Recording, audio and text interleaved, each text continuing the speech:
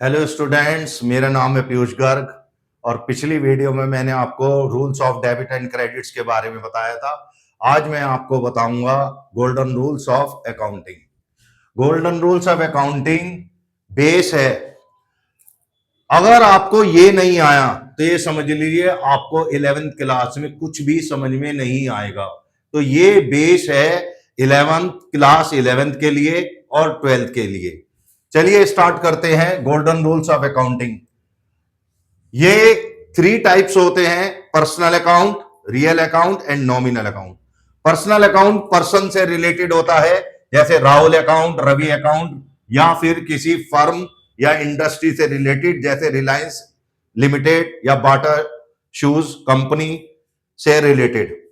Personal account का rule है debit the receiver and credit the giver. किसी person से रिसीव हो रहा है तो उसे डेबिट करो और किसी पर्सन को दे रहे हैं तो उसे क्रेडिट करो। रियल अकाउंट का रूल है what comes in debit and what goes out credit. Real account दिखाता है किसी भी असेट को, जैसे कंप्यूटर है, बिल्डिंग है, लैंड है या फर्नीचर है। तो what comes in debit and what goes out credit.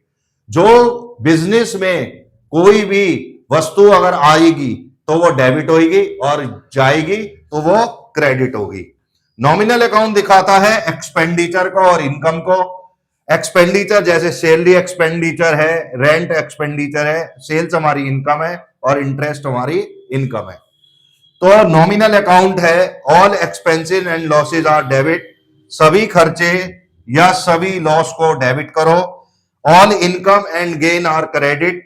सभी इनकम या कोई भी चीज हमें प्रॉफिट के रूप में हो रही है उसे क्रेडिट करो। तो ये गोल्डन रूल अगर आपने अच्छी तरीके से समझ लिए तो आप अकाउंट्स की जर्नल एंट्री में कभी भी प्रॉब्लम क्रिएट नहीं होगी। तो इसको आपको समझना जरूरी है। इन रूल्स के माध्यम से ही हम जर्नल एंट्री करना सीख पाएंगे। तो चलिए स्टार्ट करते हैं journal entry golden rules of accounting की सहायता से। Let's begin. चलिए स्टार्ट करते हैं जर्नल एंट्री। ये जर्नल एंट्री का फॉर्मेट है। सबसे पहले डेट, फिर पर्टिकुलर, फिर एलएफ, फिर अमाउंट डेबिट और फिर अमाउंट क्रेडिट। एलएफ का मतलब होता है लेजर फॉल्यू। लेजर फॉल्यू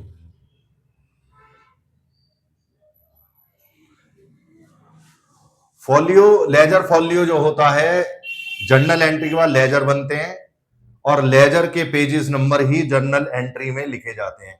वैसे इसकी जरूरत नहीं होती, इसे लिखने की पेजेस नंबर की जरूरत नहीं होती, ये खाली ही रहता है। चलिए स्टार्ट करते हैं। पहली एंट्री है कैश पेड टू राज। तो पहले डेट लिख देंगे 1 अप्रैल 2025। 1 अप्रैल कैश पेड टू राज। इसका मतलब हुआ कि हमने राज को दिए। रिसीवर कौन हुआ? रिसीवर हुआ राज। और मैंने रूल्स में बताया था डेबिट द रिसीवर। क्या चीज हमारे पास से जा रही है? कैश जा रहा है। और जाने वाली चीज क्या होगी? वो होगी क्रेडिट। तो रिसीव कौन कर रहा है? राज। तो राज डेबिट हो जाएगा, राज डेबिट। और जा क्या रहा है हमारे पास से? कैश। तो कैश कर लिखेंगे टू कैश अकाउंट। ये एंट्री बन गई। राज रिसीवर हो गया और कैश हमारे पास से जा रहा है। राज एक पर्सनल अकाउंट है और कैश हमारी असेट है। तो कैश हमारे पास से जा रहा है तो वो क्रेडिट होगा। तो राज रिसीव है तो रिसीवर हमेशा डेबिट होता है, क्योंकि हमने पेमेंट करी है राज को, और राज है रिसीवर तो रिसीवर डेबिट हो गया। और कैश हमारे पास से जा रहा है तो क्रेडिट होगा। तो राज ये रिसीवर और ये कैश हमारे पास से जा रहा है तो ये क्रेडिट हो गया, गिवर। एंट्री बन गई। अमाउंट लिख देंगे 5000 और 5000। सेकेंड एंट्री है फर्नीचर परचेज।